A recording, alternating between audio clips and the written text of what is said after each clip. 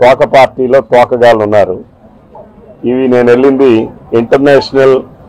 National conference for state legislature. ప్రపంచం మొత్తం మీద 6,800 మంది శాసనసభ్యులు, లెజిస్లేచర్స్, సెనేటర్స్ వీళ్ళందరూ అటెండ్ అయినటువంటిది.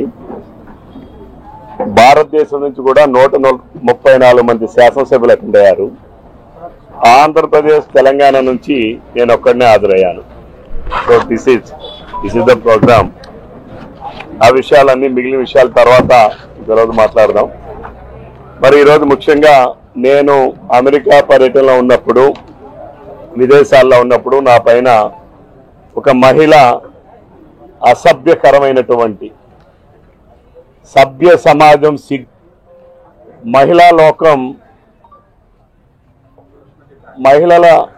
లోకం కూడా సిగ్గుతో తలవించుకునేటటువంటి రీతిలో, అంటే మహిళలలో కూడా ఇటువంటి మహిళలు ఉంటారా అని చెప్పి ప్రతి ఒక్క మహిళ కూడా అనుకునేటటువంటి విధంగా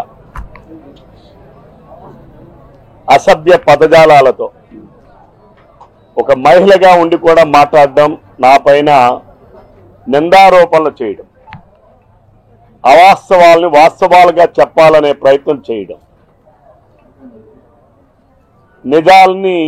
అబద్ధాలని నిజం చేయాలనే ప్రయత్నం చేయడం, అబద్ధాలని నిజం చేయాలనే ప్రయత్నంలో అనేక రకాలైనటువంటి ట్రిక్స్, డ్రామాలు ప్లే చేయడం,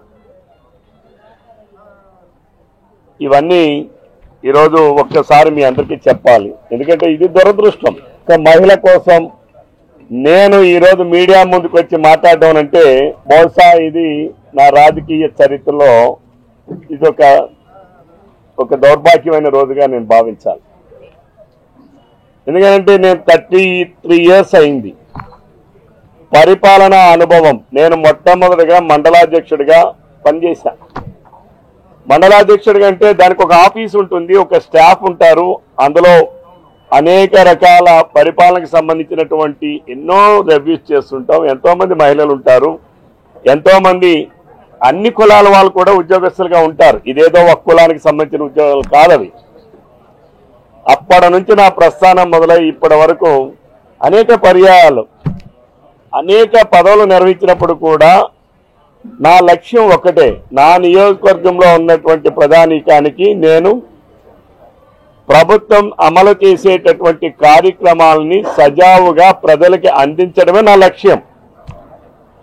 నేను కూడా రాజ్యాంగబద్ధంగా అంబేద్కర్ గారు ఇచ్చినటువంటి రాజ్యాంగాన్ని అనుసరించి శాసనసభ్యుడిగా ఎన్నికయ్యాను. నేను శాసనసభ్యుడిగా నాకు కొన్ని విధులు ఉన్నాయి, కొన్ని బాధ్యతలు ఉన్నాయి, కొన్ని హక్కులు ఉన్నాయి, కొన్ని ప్రివిలేజెస్ ఉన్నాయి.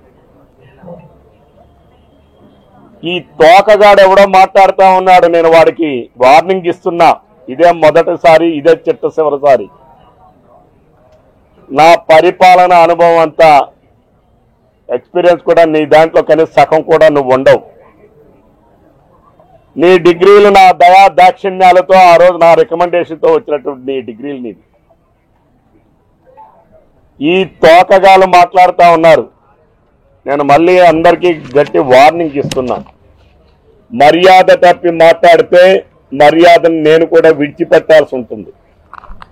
అందరికీ హెచ్చరిస్తున్నా.